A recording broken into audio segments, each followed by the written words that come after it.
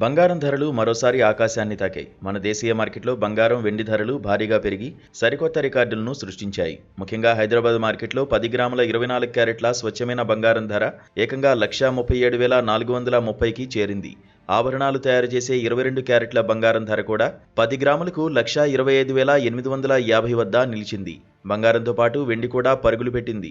Kilo వెండి ధర 1,96,948 వద్ద ట్రేడ్ అవుతోంది. ఈ ధరల పెరుగుదల చూస్తుంటే పసిడికి ఉన్న డిమాండ్ ఏమాత్రం తగ్గలేదని స్పష్టమవుతోంది.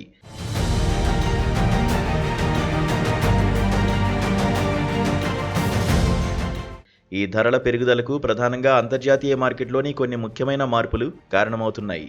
విదేశీ మార్కెట్లో ఔన్సు బంగారం ధర $4,340 మార్కును దాటగా వెండి ఔన్సు ధర $63 పైన ట్రేడ్ అవుతోంది.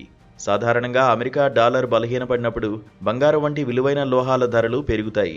అలాగే అమెరికా ఫెడరల్ రిజర్వ్ వడ్డీ రేట్లను పెంచడం, తగ్గించడం వంటి నిర్ణయాలు కూడా ఈ ధరలపై చాలా పెద్ద ప్రభావాన్ని చూపిస్తాయి.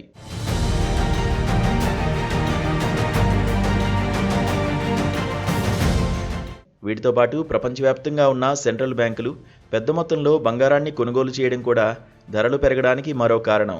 ఆర్థికపరమైన అనిశ్చితి, యుద్ధాలు లేదా రాజకీయ సమస్యలు ఉన్నప్పుడు ప్రజలు తమ డబ్బును సురక్షితంగా ఉంచుకోవడానికి బంగారాన్ని సురక్షితమైన పెట్టుబడిగా భావిస్తారు.